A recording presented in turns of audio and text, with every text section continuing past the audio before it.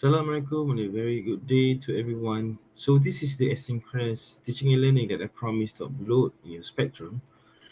So we have learned about principles of fitness, which consists of overload principle, principle of progression, specificity, reversibility, dose response relationship,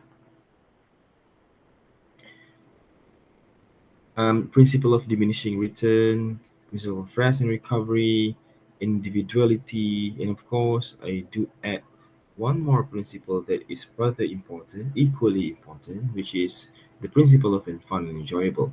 So you have understand, in fact, you have presented to me all of these principles, and I can vouch it is in your heart already. Um, to make things motivated. So the last principles that I purposely add among all these principles is fun and enjoyable.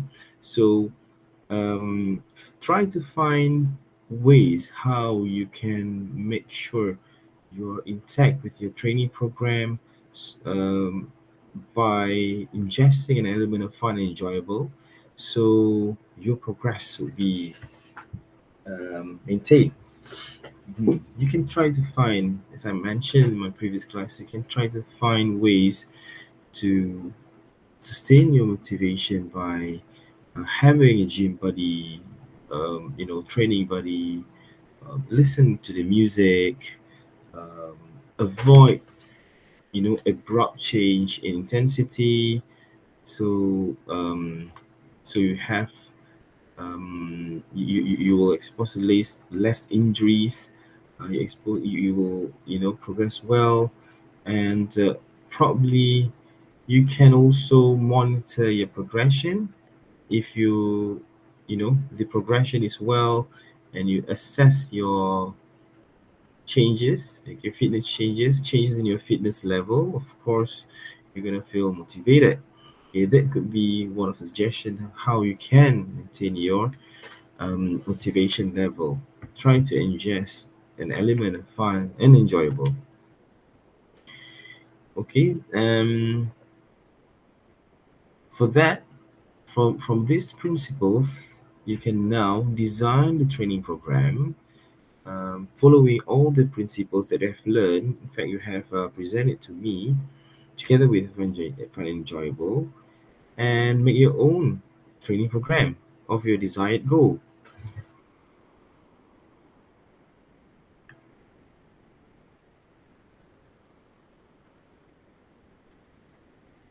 Okay, for now, since you have understand that all the principles, okay, you have now to put the element of FITT, the frequency, intensity, time, and type of exercise in your training program.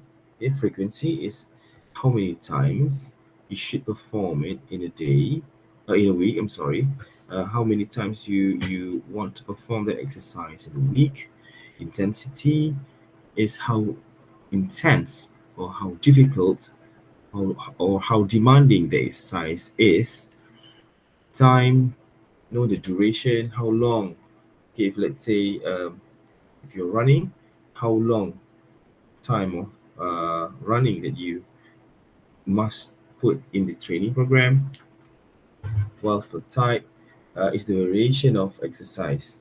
That's not necessarily different type of fitness. It can also be the same type of fitness component, but different mode. For example, on the first day, you might, if your training program is about aerobic exercise, on the first day, maybe you can do um, jogging at 70% of intensity, okay, 60 to 70% of intensity, and following day you can do jumping rope, okay, for you know um, 30 minutes, for example. Both of these are both of these are aerobic type of activity. So the first day you do 60 to 70% of jogging, for 30 minutes, and the following day you do jumping rope for 30 minutes, something like that. So this is a type of exercise, different type of exercise. So um, the more variation that you do can also make you less bored. Okay, you're because you're performing a different mode of exercise. So yeah, trying to think about this formula, FITT formula, in your training program.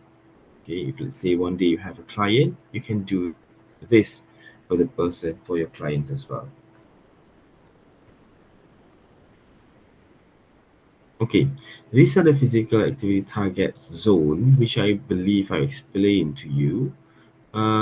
You know, if you overwork, of course, you expose yourself to injury, not too much. These are the target zone. But if you're undertrained, you will expose yourself, or the person will expose themselves to inactivity or sedentary lifestyle that not uh, good for them. So please try to optimize the level somewhere, not too much and not too little, somewhere in the target zone area. Okay, the optimal level of physical activity. Okay, and there is also a guideline for you to apply type of exercise in your weekly routine. See, that's what we call it as a physical activity pyramid. Okay, these are the physical activity pyramid. Okay, which arrange in the priority manner, the most that you do, moderate that you do, and what you should limit, physical activity that you should limit. Okay, so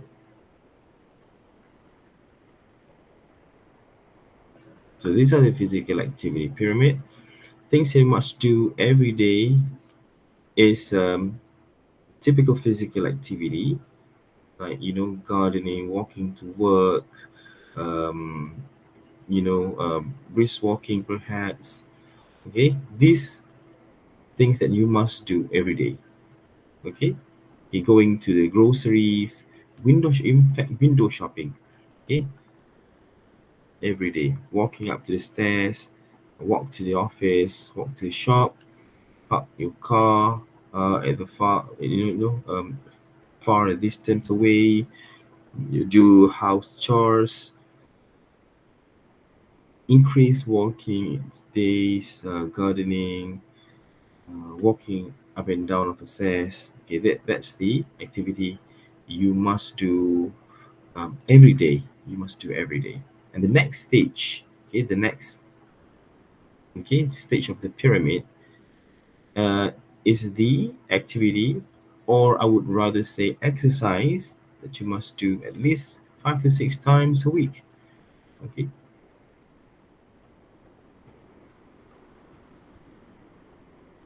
right. The first step, okay, base pyramid. That's what I mentioned just now.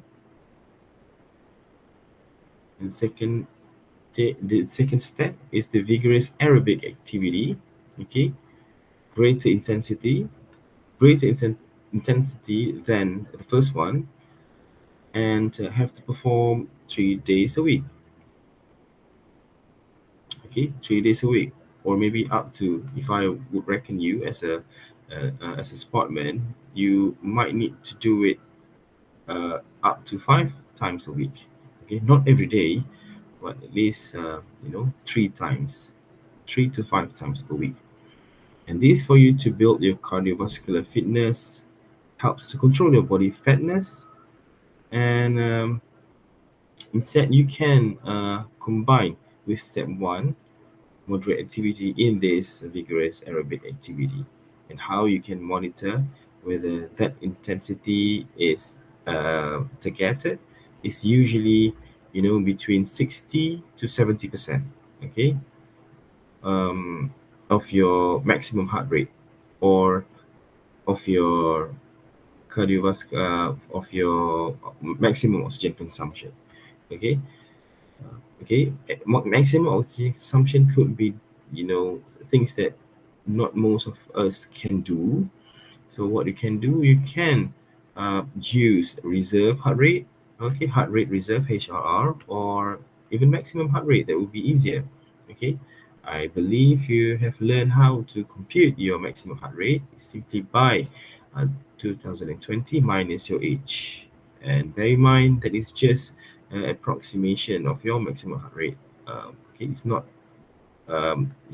entirely accurate, but that's something that you can work on. Okay, but apart from that, you can also measure them by using reserve heart rate reserve. Okay, all right, so that is about step two. Focus on the vigorous aerobic activity, okay, that you can perform up to 5 times per week, 3 to 5 times per week. That I will recommend to you. So the next stage, the next level will be vigorous sports and recreation activities. Okay, this is playing games, playing sports, physical sports. What I'm trying to say here, you can do, you know, football, um, basketball, whatever you can do that make you fun. You feel fun and enjoyable. Okay, that would involve vigorous activity or moderate activities. Okay.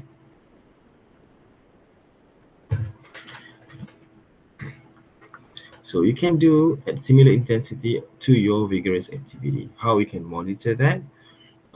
You can simply wear a heart rate monitor to monitor the intensity. So this is rather, if it's involved in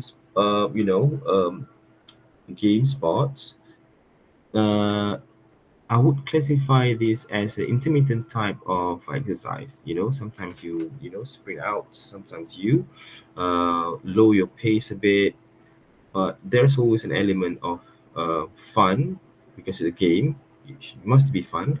Okay, it's supposed to be fun, and at the same time, you are exercising. You're working your heart out. Okay, you're working your aerobic activity. Okay,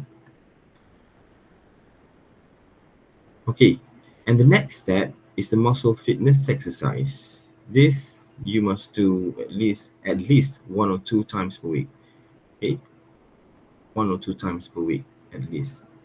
Okay, but you know of course, if you're an athlete, you should focus more on this. Okay, this is a basic principle for everybody, a generic principle for everybody, that you must ensure that your muscle at least being trained, uh, either both strength and aerobic. Okay, muscle endurance, strength and also endurance. Okay, strength and also endurance. So you kind of a kill train your muscle in these both of these ways at the gym. Yeah, and a planned activity should be made or should be done. Using the principle of a exercise that we have discussed earlier. Okay, how many repetition, how many sets, and also type of exercise of a group of muscles across your body. Okay, plan activities to build strength and muscle endurance, specifically resistance exercise. Apart from that, if you don't, if the you cannot access to the gym, you can also use calisthenic, using your own body weight to do exercise. But of course, you cannot control the load. But what you can control is the number of repetition if you perform a calisthenic type of exercise. If not, actually, there's also other way for you to increase the load by applying, you know, loads that are available around you. You know, you can use books or, other things around you uh, in order for you to increase the intensity of that particular um, resistance and also strength exercise. Okay, especially if let's say someone's been quarantined because of being in close contact to a positive case, COVID-19 positive case. and you still have to do exercise at least, you know, uh, 1 or 2 times a week of muscle fit endurance or muscle strength. This can be your option. Okay, you can do this kind of exercise using calisthenic at home. Okay, but the whole idea is, please do your please do train your muscle fitness. Okay, both strength and endurance at least 1 or 2 times per week. Okay, you can do that every day if you like to focus on it, but at least, okay, at least, okay, 1 or 2 times per week. So that is step 4.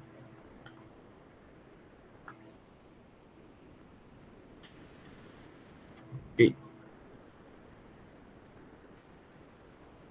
okay, that is step 4. All right. Okay, now moving on. The last step is flexibility exercise. Okay, flexibility. Okay, flexibility is also important uh, because it's one of the fitness component. Okay, and your synovial joint will only receive nutrients if it's moving. If it's not moving, it's immobilized. It will not receive any nutrients, and it will not function efficiently if it doesn't really well nourished. So that's why flexibility is important, and at least you have to perform flexibility type of exercise once per week. Okay, in fact, you can do it every day. Hmm. But at least once a week, in order for your joints to receive, you receive nutrients. Okay, and do it in full range of motion. Of course, if your sport demand requires for you to perform beyond the normal range of motion, of course, you have to do that as well. Okay, and how to measure the progress of flexibility is by using, you can using goniometer. Okay,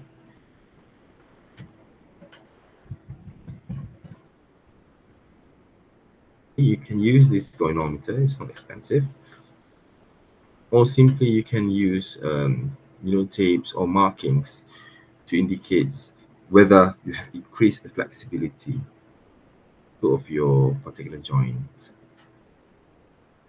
Okay, so this will promote the full range of motion in joints and decrease risk of injuries and back pain.